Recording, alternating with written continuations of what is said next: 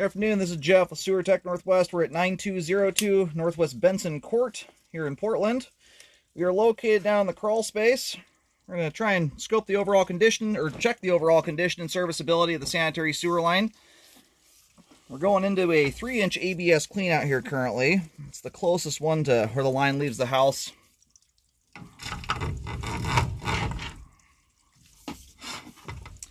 We're going to zero out here just inside the cleanout.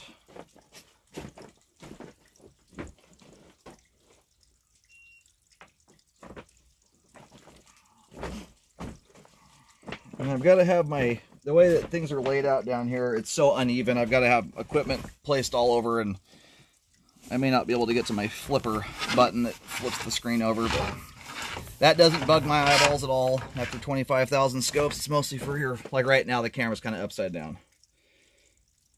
And we're going to get that hot water turned off.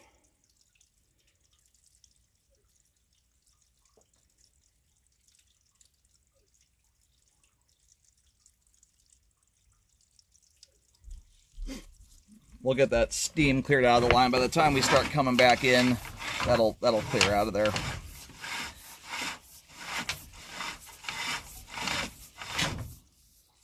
All right, right before the line leaves the house. In fact, we're at it right now. Line transitions over to 4-inch ABS.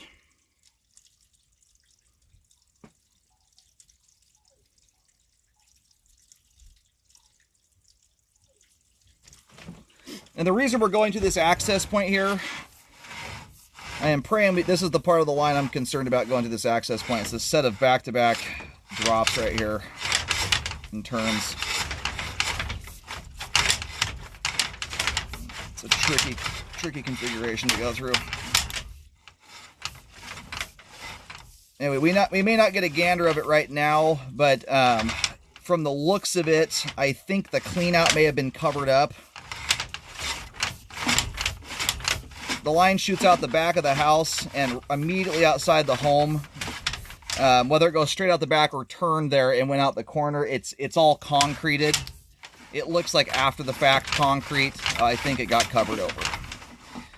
Although we do have a tie-in right here, which may be the cleanout. May also be a test Y just before the transition joint too. And there's a transition right there. It looks like we just bumped out the 6-inch PVC.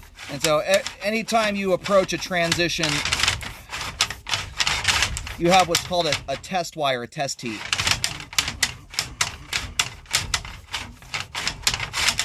Beautiful.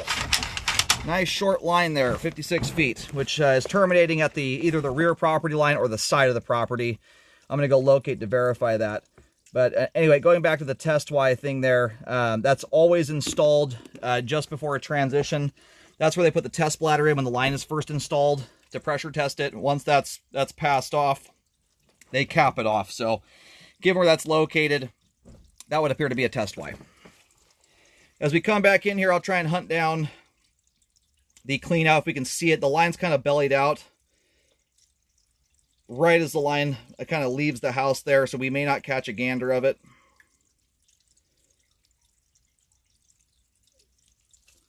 Anyhow, we're going to go locate here while the line drains out.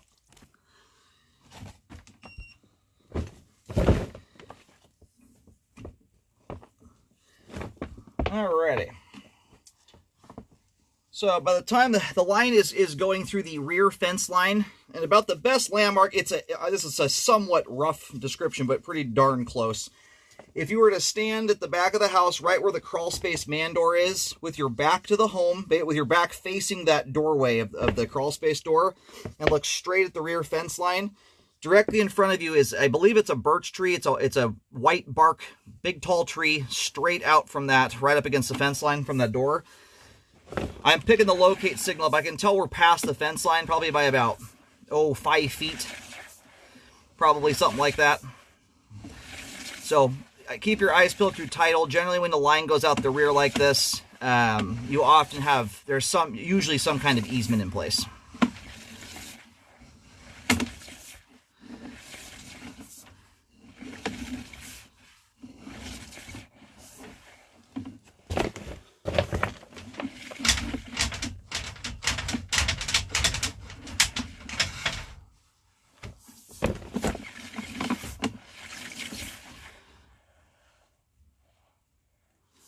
All the stringy stuff I'm seeing there at the top of the pipe, which right now is kind of at the bottom right-hand corner of the screen, that right there, all that appears to be cobwebs. Bunch of cobwebs with egg sacs in them. PVC pipe there drains off nicely. Transition joint there looks intact. More cobwebs there. There's our test Y, or test T.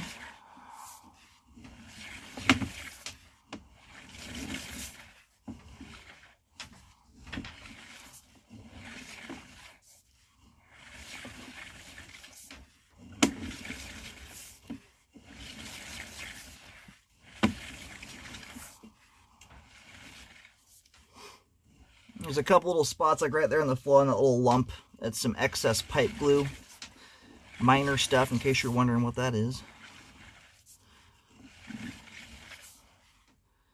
Alright, now we're getting back to where the standing water area is here.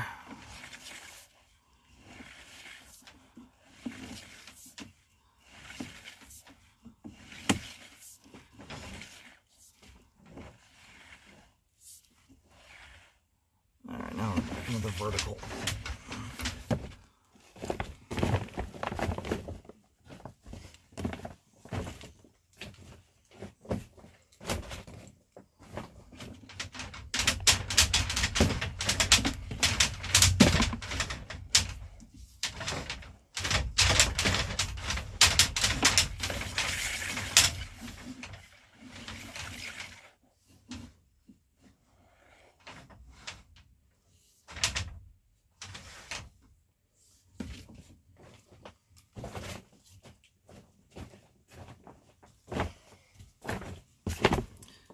Alright, so the belly dissipates off here at about 23 feet. You have at least an inch of standing water. I don't think we're quite hitting 2 inches. We're somewhere between that point, though. And we are immediately outside the home here. In fact, part of this may be under the house. I'm going to try and go locate and see where we are here real quick. Alright, just got a quick locate on that just to see where we were situated there.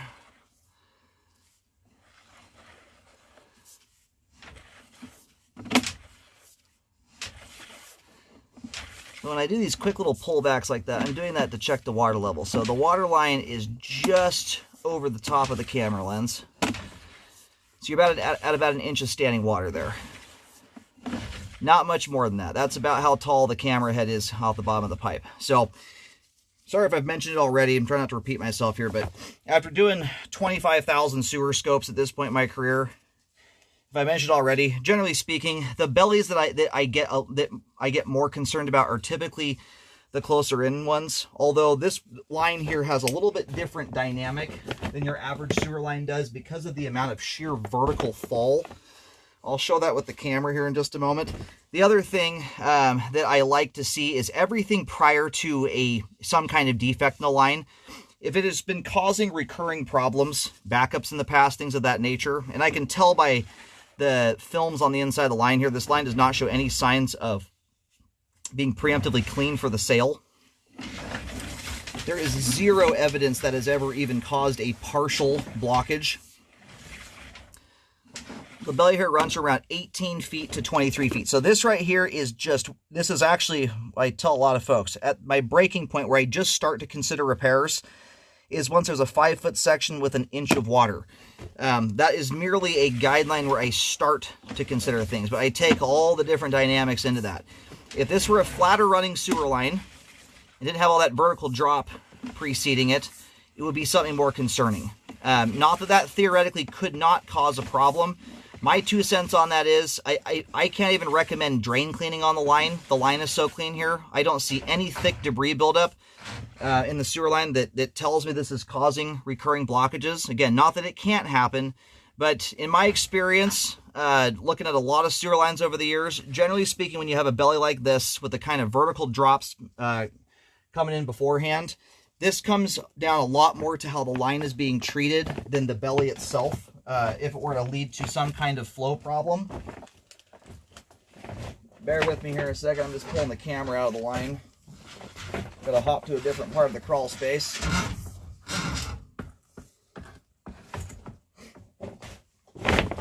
As far as depths go there too, surprisingly, I'm picking that locate up out there at almost 6 feet deep. You know, and I like to look at these two from somewhat of a cost-benefit scenario. You know, how much benefit are we getting for what has to go into this? This is one of those that would have to be probably a hand-dug job at 6 feet deep under decorative concrete. I would be much more interested in that if we had a, you know, big nasty offset joint, a hard obstruction, a root intrusion, something that's not, you know, water is not a hard obstruction. It's malleable, it moves around. So my 2 cents on this one is, it is not significant enough, in my opinion, to warrant that kind of repair, especially being that I can't even recommend you drain clean the line right now to clean up buildup associated with it. So that's where I entered into the line. This line is just nothing but vertical drops. It goes over here, dives straight down, dive, dive, dive. You have a lot of gravity working in your favor here relative to the average sewer line. That's my 2 cents on it. It's not that a belly like that can't contribute to a blockage. It can, but in a circumstance like this, it is going to come far more down to how the homeowner is treating the line. If a lot of abusive items are going down the line, wipes, paper towels, things that don't disintegrate properly, grease, cooking oil, things of that nature, it would take scenarios like that and doing it a fair amount consistently to get buildup and whatnot, to where you can get a blockage that can withstand that kind of gravity and head pressure building up behind it. Under proper normal usage scenarios, that's not the kind of belly that's going to go causing problems for you. And just based on the evidence of the sewer line there, how clean that line is, it's not showing signs of recurring problems. So I get a lot more concerned about these things when I start seeing toilet paper scraps stuck to the top of the pipe and the sidewalls of the sewer line, which are proper intended items. When I start seeing that kind of stuff building up the line, that's where it gets more concerning. So anyway, all the pipe we scoped here today, all of it appears intact. I don't see anything that looks broken, busted, offset, no hard obstructions in the line. What I tell most people is treat the line how it's intended to be treated. Try not to put abusive stuff down it. Grease, cooking oil, that's the kind of stuff that will build up in the line. That builds up anywhere, but does tend to concentrate in that. But being that you've got large 4-inch diameter pipe there, it's smooth plastic without any debris buildup whatsoever. In my opinion, that is not something that needs repair work. And then on top of that, when you start considering the undertaking to repair a belly of that size, in my opinion, it just doesn't make sense for what you've got going on here. Anyhow, as the line currently sits, it is a functioning sewer line. It is not a perfectly functioning sewer line, but as it sits, it has adequate flow to the main lateral. All the pipe we just scoped there, all of it is intact, and the line is functioning at this time.